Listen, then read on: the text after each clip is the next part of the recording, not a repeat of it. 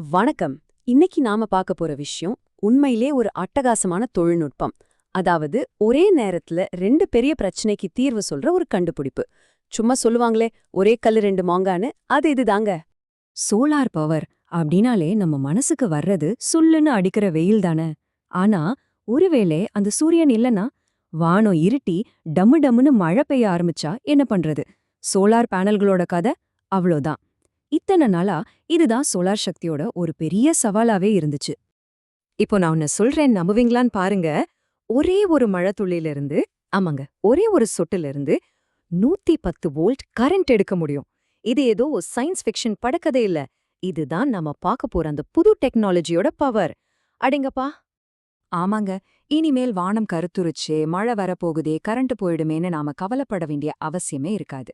ஏன்னா நாம இப்ப ஒரு புது அத்தியாயத்துக்குள்ள நுழைய போறோம். விழுகிற ஒவ்வொரு மழை துளியையும் சக்தியா மாத்துற ஒரு அத்தியாயம். பல வருஷமா சோலார் பேனல்ஸ் நம்ம வாழ்க்கையில ஒரு பகுதியா இருக்கு. ஆனா அதோட மிகப்பெரிய மைனஸ் பாயிண்டே அது வானிலைய சார்ந்திருக்கிறது தான். வெயில் அடிச்சா மட்டும்தான் பவர். இந்த நீண்ட கால பிரச்சனைக்கு விஞ்ஞானிகள் இப்போ ஒரு பிரமாதமான பதில கண்டுபிடிச்சிருக்காங்க. எஸ், அதுக்கான தீர்வு தான் இது. Hybrid solar technology. இது சூரிய ஒளியில மட்டும் இல்ல, மழை பெய்யும் போதும் மின்சாரத்தை உருவாக்கும். இது வெறும் ஒரு அப்டேட் இல்லைங்க, இது ஒரு புரட்சி. இந்த புது ஹைபிரிட் பேனல் ஒரு டபுள் ஆக்டிங் ஹீரோ மாதிரி வேலை செய்யுது.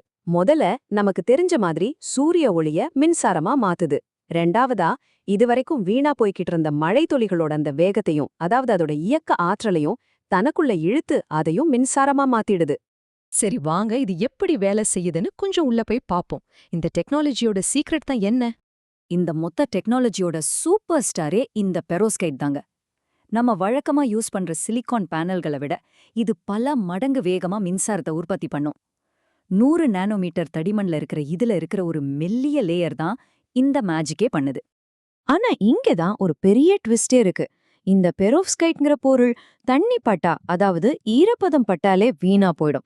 அப்போ எப்படிங்க மழையிலிருந்து கரண்ட் எடுக்க வேண்டிய ஒரு பொருள் மழைய பார்த்தாலே அழிஞ்சு போனா இது எப்படி சாத்தியமாகும்? இந்த சிக்கலான கேள்விக்கு விஞ்ஞானிகள் கண்டுபிடிச்ச தீர்வு தான் ரொம்பவே சுவாரஸ்யமானது. ஸ்பெயின் விஞ்ஞானிகள் இதுக்காக பிளாஸ்மா கவசம்னு ஒரு ஸ்பெஷல் கோட்டிங்கை உருவாக்கியிருக்காங்க.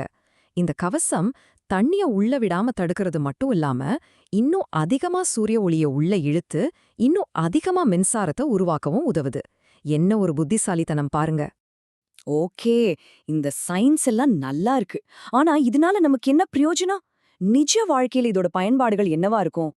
சிம்பிளா சொல்லணும்னா, இதோட முக்கியமான நன்மை நம்பகத்தன்மை. இனி வானிலை ஒரு காரணமாவே இருக்காது. வெயில் அடிச்சாலும் சரி, பேமழை பெய்தாலும் சரி, வருஷத்துல 365 நாளும் தடையில்லாத கரண்ட் கிடைக்கும். இது எனர்ஜி துறையில ஒரு மிகப்பெரிய பாய்ச்சு.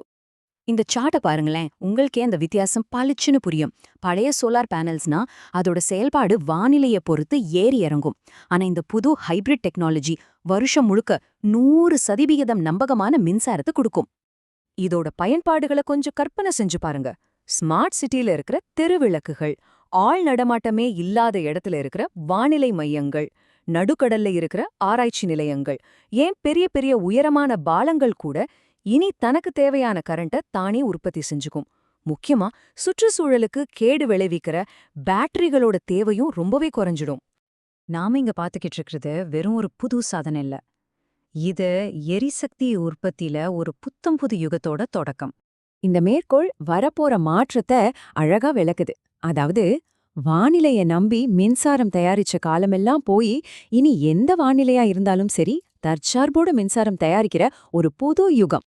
ஒருவேளை இந்த தொழில்நுட்பம் முழுசா பயன்பாட்டுக்கு வந்துட்டா நம்ம ஊரு, நம்ம வீடு, ஏன் நம்ம ஒட்டு மொத்த உலகமும் எப்படி மாறும்?